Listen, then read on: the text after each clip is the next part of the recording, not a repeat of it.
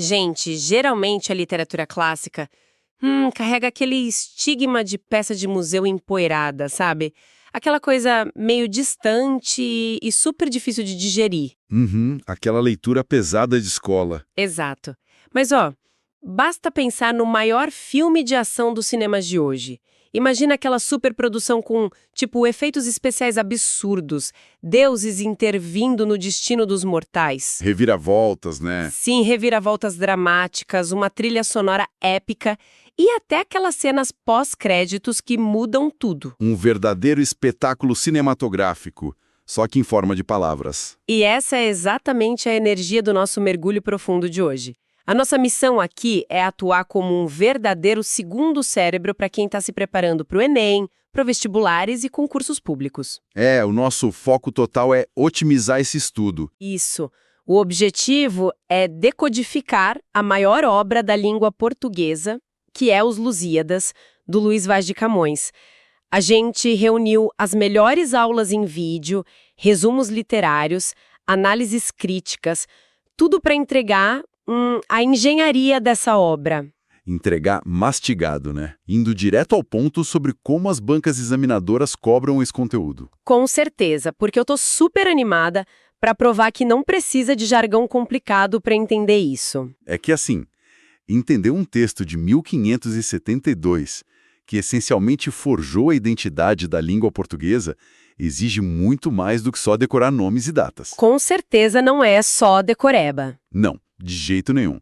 O segredo para gabaritar as questões de literatura é compreender a mentalidade de uma época e o orgulho de uma nação em expansão. E o ponto de partida ideal para isso não é o texto em si, mas a mente de quem escreveu. O próprio Camões. Exatamente. A vida do Camões é o espelho perfeito do próprio Renascimento.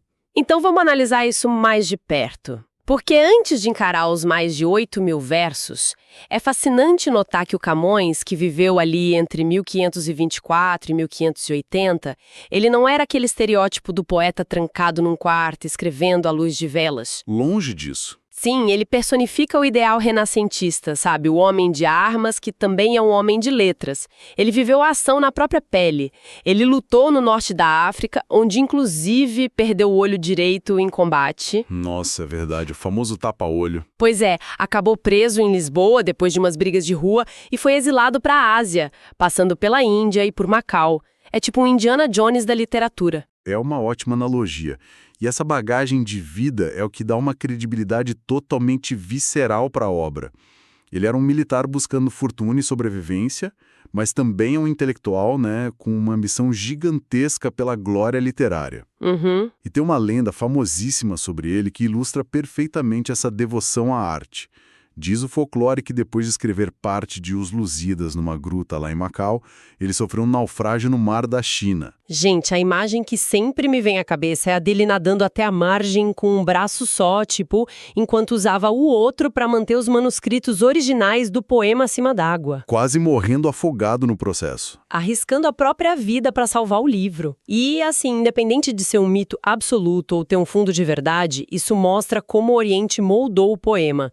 A obra foi finalmente publicada em 1572. Que é o auge do classicismo português. Isso, que é basicamente o nosso renascimento. O que já nos leva direto para a forma como a obra foi construída. Porque o classicismo é movido pela razão, pela proporção e pela busca da perfeição estética. Aquela coisa bem padronizada. Exato. Sabe o Homem Vitruviano do Leonardo da Vinci? Que busca aquela proporção matemática perfeita do corpo humano? Sim, clássico. Então o Camões aplicou esse mesmo rigor científico e matemático na arquitetura do poema dele. E a estrutura externa da obra é, sem dúvida, um dos tópicos que mais cai em provas de múltipla escolha.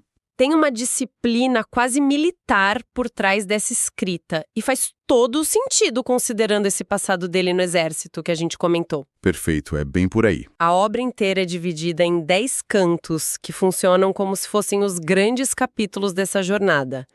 E dentro desses cantos temos tipo 1.102 estrofes. E aqui entra a famosa oitava, né? Porque cada uma dessas estrofes possui exatamente 8 versos. O nível de exigência técnica fica bizarro quando a gente soma tudo. São 8.816 versos. E todos eles, sem exceção, escritos em decassílabos heróicos. Ou seja, com 10 sílabas métricas. Isso. E a genialidade está na acentuação, que cai quase sempre na sexta e na 10ª sílabas. O esquema de rimas também não muda nunca, é sempre A, B, A, B, A, B, C, a chamada 8ª rima. Mas, existe um motivo prático para esse ritmo específico do decassílabo heróico, certo? Não é só para o Camões querer dificultar a própria vida. Com certeza não. Eu li que esse padrão sonoro emula a batida de um coração acelerado, ou o ritmo de uma marcha militar. Quando alguém lê aquilo em voz alta, sente a cadência da marcha dos soldados, sabe? Ou o balanço constante dos navios no oceano. Exato. Transforma a leitura numa experiência muito sensorial. É uma observação brilhante, porque a forma serve à função.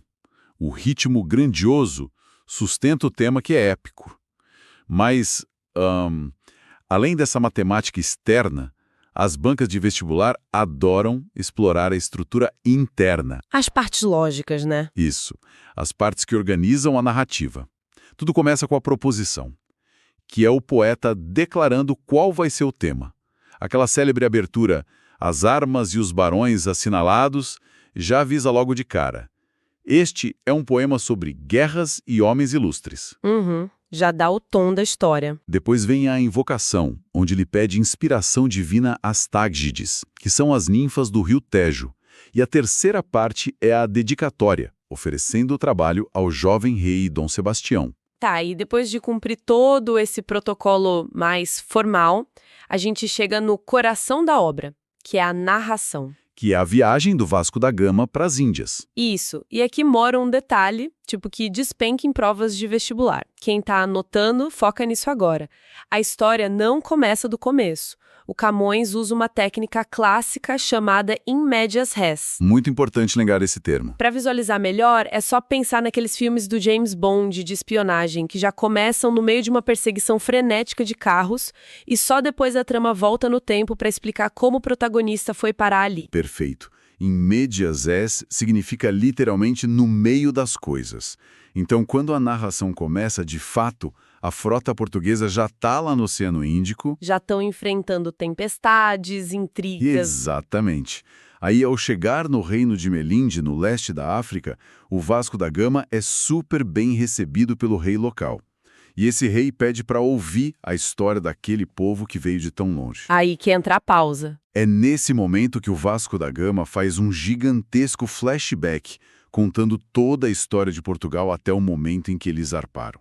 E depois desse relato, a viagem continua rumo a Calicut. E ainda tem a quinta parte, né? Tem a quinta e última parte, lógico, é o epílogo, onde a voz do poeta retorna, mas com considerações surpreendentemente amargas sobre a época dele. E, gente, entender essa divisão entre quem tá falando, se é o poeta Camões ou o personagem Vasco da Gama, salva muito o candidato daquelas pegadinhas clássicas do Enem. Nossa, demais. Mas vamos aprofundar um pouco mais no que está acontecendo nessas páginas, porque os Lusíadas não é uma linha reta. A história opera em várias dimensões ao mesmo tempo, e os examinadores adoram testar se o pessoal consegue separar os diferentes planos narrativos. São 4 planos principais que se entrelaçam o tempo todo.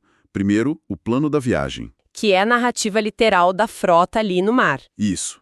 Segundo, o plano histórico, que surge principalmente nesse flashback que o Vasco da Gama conta para o rei de Melinde. Terceiro, o plano das considerações, que são aqueles momentos em que a voz do Camões interrompe a narrativa para dar a própria opinião. Geralmente reclamando da falta de valorização da arte ou da corrupção, né? Bem isso.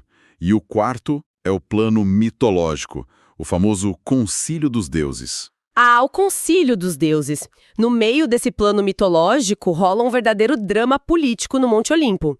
Porque o Baco, que é o equivalente a Dionísio, assume o papel de grande vilão da história. O principal antagonista. Ele morre de inveja dos portugueses, e tentem a todo custo afundar a frota. Ele morre de medo de que os navegadores roubem a fama que ele conquistou no Oriente.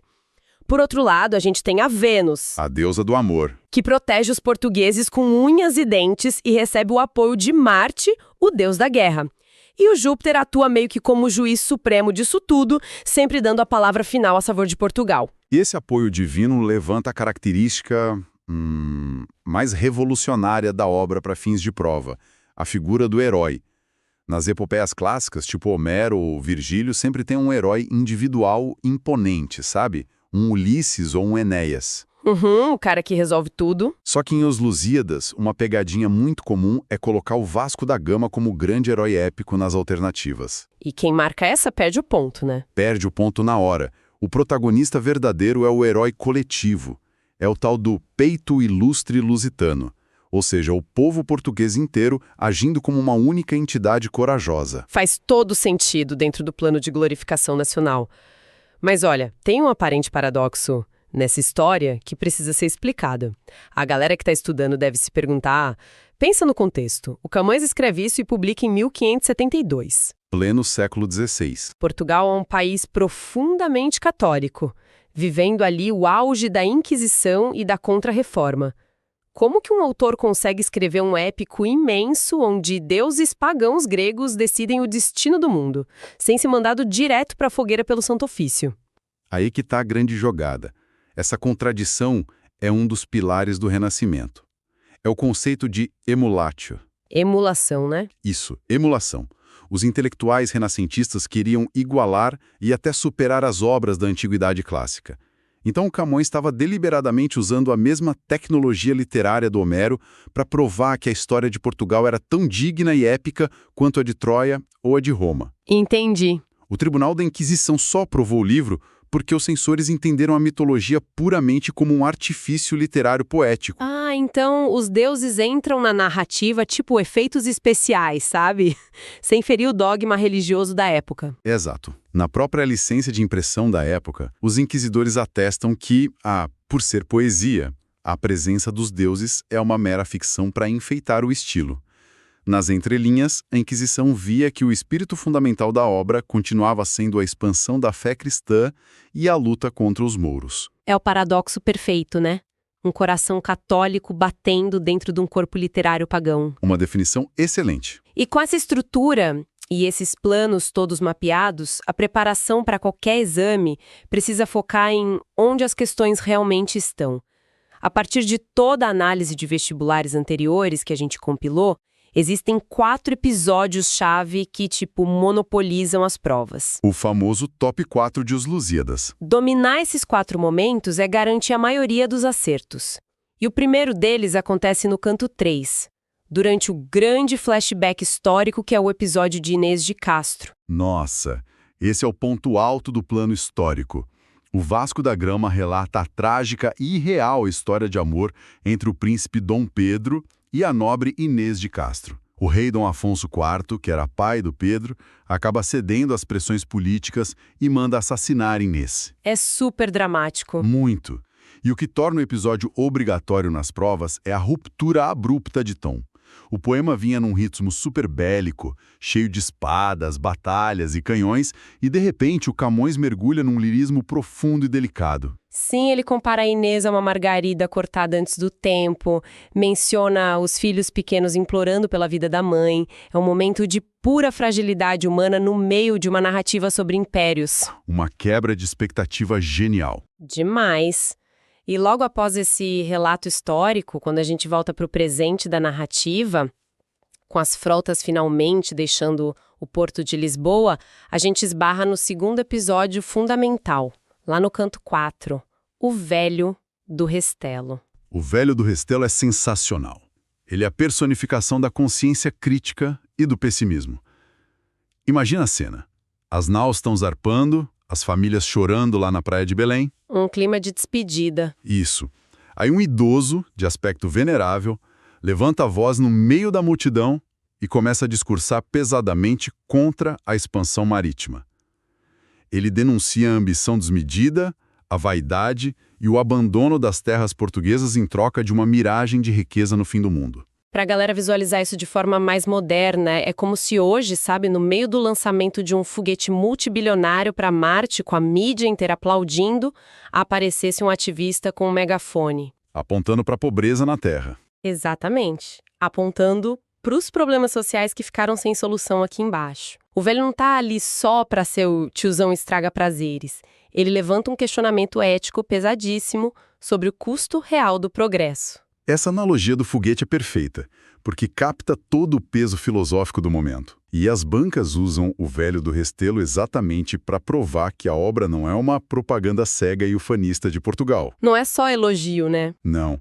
O Camões, através dessa figura, demonstra uma lucidez impressionante sobre o custo em vidas humanas, as viúvas e os órfãos que o imperialismo ia deixar pelo caminho.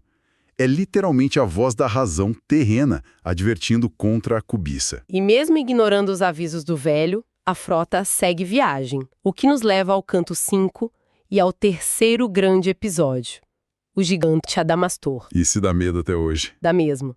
Aqui a gente vê uma fusão brilhante entre o plano da viagem e o plano mitológico. É porque, ao chegar lá, no extremo sul da África, no temível Cabo das Tormentas, os navegadores encontram a personificação do medo.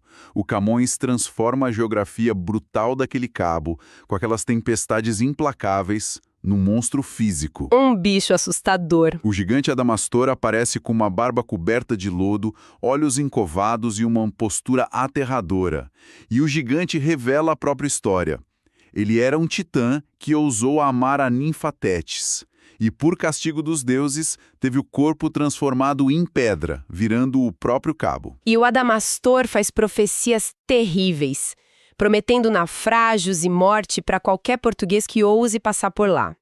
Mas o Vasco da Gama bate de frente com ele, o enfrenta e interroga. E esse embate cai direto nas provas. Muito.